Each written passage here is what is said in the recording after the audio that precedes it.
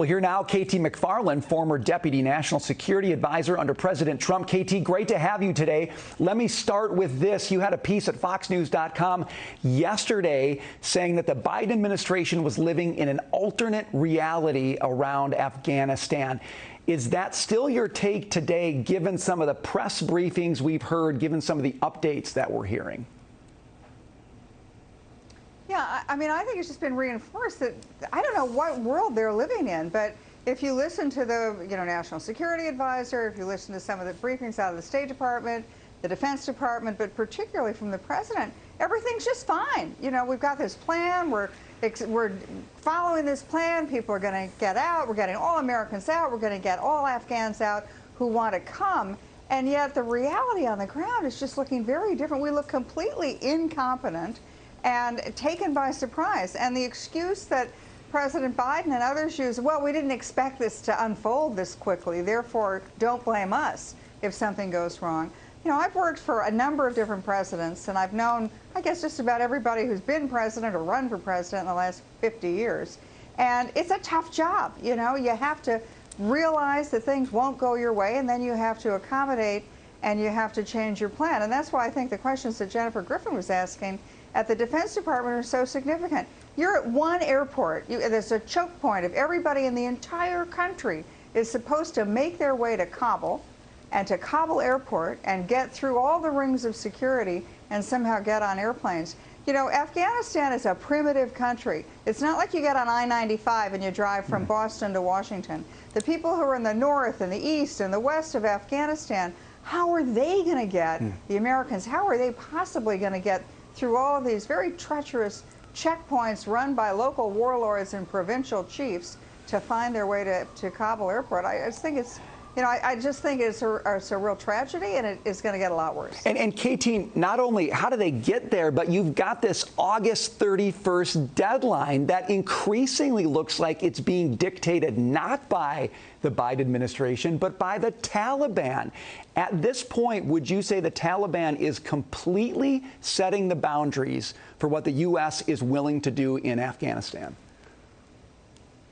Absolutely. There's a reason that American forces who are at that airport, I mean, I've been to that airport. It's a very large airport, but there's a single runway. It's a real third world airport.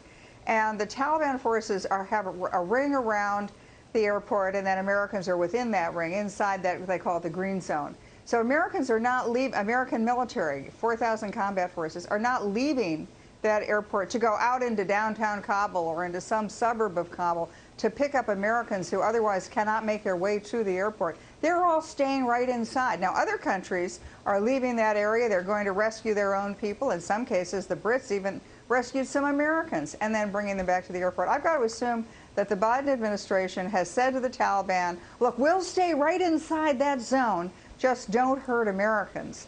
And as long as the Taliban keeps to that, maybe it works. But the Taliban has just put the Biden administration on notice that, nope, we're not going to let you here past August 31st. My guess is we'll have to bring out a big checkbook to bribe the Taliban if we want to stay any longer to get our people out. And, KT, it strikes me that there's so much reliance right now on the Taliban keeping its word, which to me sounds crazy.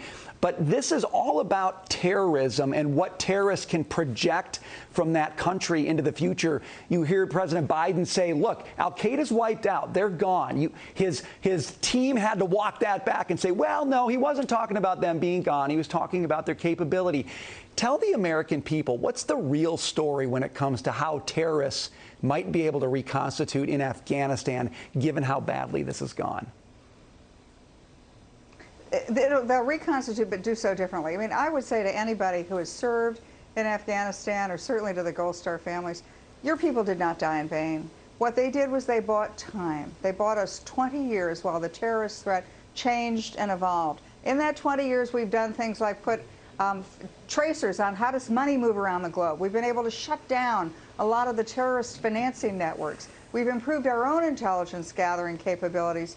So do I worry about ISIS coming back? Of course you do. But there are other real strategic threats to the United States, I think, that need to take a priority. We're focused on Afghanistan this week and the incompetence of this evacuation and withdrawal. But the real strategic threat to the United States going forward is always going to be China. And it's not an accident that China is flashing pictures of this all over the world to say, look at those incompetent Americans. They can't even control their own action and their own people. They can't even keep their own people safe. Don't look to America to lead the 21st century. Look to China. Yeah, what's happening in Afghanistan has ramifications all over the globe with our adversaries. KT, I'd love to talk with you more about that. We are out of time. We'll save it for next time. Thank you for being with us today.